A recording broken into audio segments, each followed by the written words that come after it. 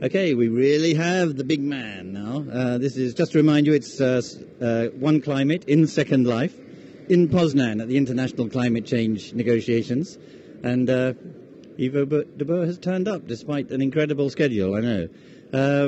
Do I have to explain? Yes, he's the Executive Secretary of the UN Framework Convention on Climate Change, appointed in age 54. Journalists like ages, but maybe that's a secret, I don't know. 3 children. Drives a hybrid car, I think. I don't know whether you've got other... In fact, maybe I could start the questions, because some of them will come in. But can I just ask you whether during this process you have actually changed your lifestyle a little and turn out the lights earlier than you used to? Or, well, you probably turn out the lights later, but take other energy-saving measures. Yes, being involved in this process does tend to affect your lifestyle. I mean, you think about... do I take the car or do I ride my bicycle? When I need to replace a bulb, I put in an energy-saving bulb. I've got solar panels on my roof. I turn the heating off when I leave the house, so I try and do my bit. Okay, you've shamed us all.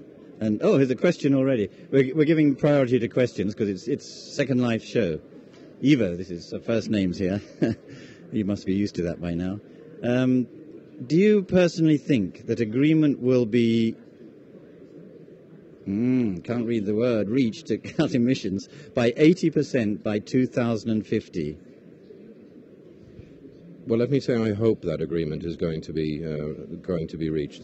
2050, of course, is a long way away. I think we need to take some intermediate steps on the road there. But if I look at what science tells us needs to be done, then that is certainly the figure that we should be aiming for. There's actually a second question here. I'm not sure it's cheating, but I'll ask it anyway. Will Obama's involvement make a fundamental difference to your negotiations? Oh, absolutely. And in fact, his involvement is making a fundamental difference already. He said very clearly that he wants to put an ambitious national policy in place, that he wants to re-engage internationally, that he wants to show leadership, that he wants to reach out to developing countries, and that he wants a deal in Copenhagen. So what more could you ask for? Not much. Oh, the questions, this is a record rate of questions. Oh, it's a long question. Runaway climate change threatens the very existence of small island nations and many developing countries. Over the next 48 hours, the nearly 500 international youth gathered at this conference are asking every country to endorse a fundamental principle. Any global climate treaty must safeguard the survival of all countries and peoples. Here comes the question. Do you encourage countries to adopt this principle as a central outcome from Poznan? To be quite honest, I don't know if it's feasible, given where we are now, to still get something like that agreed. But the whole purpose of what we're doing here is to safeguard exactly that, to avoid that nations disappear off the map. One of your jobs seems to be to dampen the unrealistic expectations of people outside who see UN tackling a problem and the reality of international power politics. Do you feel that that is part of your role as a spokesperson, insofar as you are a spokesperson for this whole conference? Well, I don't try and dampen expectations, but I do try and be realistic, because I don't believe it's a good idea to raise people's expectations to an unrealistic level and then have a resulting disappointment. There's a question, can't see who this is from. I'm just firing them quickly because I know we haven't got you for long.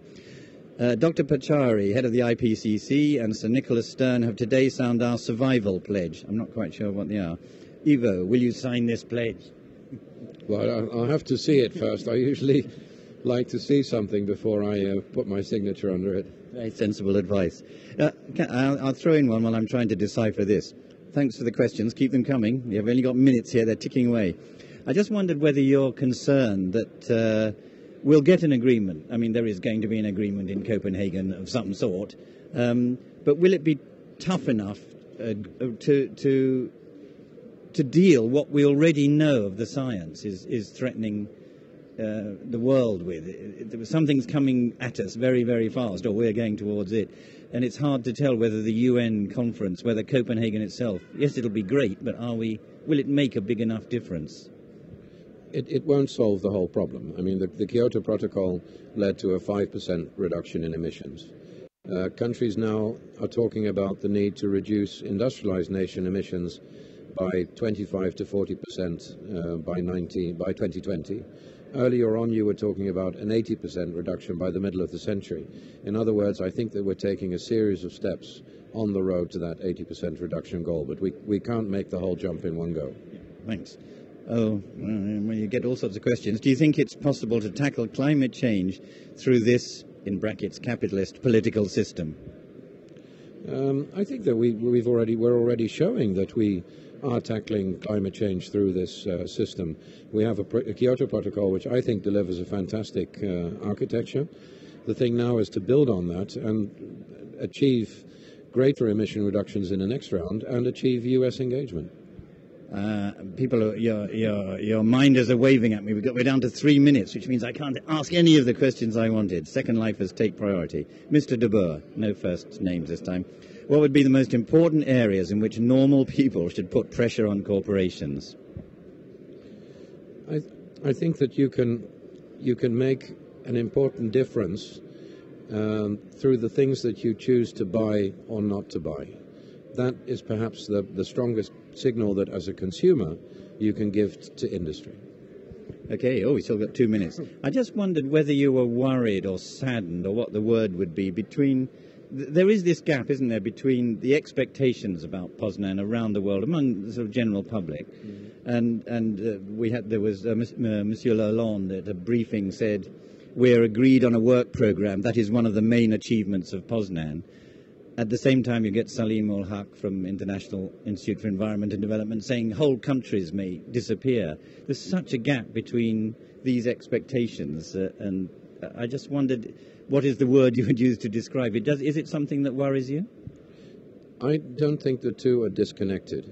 I mean, what the French ambassador is talking about is a work program to develop a Copenhagen Agreement, which, if effective, will ensure that whole nations don't disappear. So, in fact, the work program is setting out what we need to do in order to avoid that nations do disappear. So this may sound terribly bureaucratic, but it's connected. You need to order your work. You need to get down to business if you're going to get to a result. And you're being taken away. I'm going to throw one more. It's an easy one. I'll just lob this one. Will the final agreement be tough enough on adaptation too?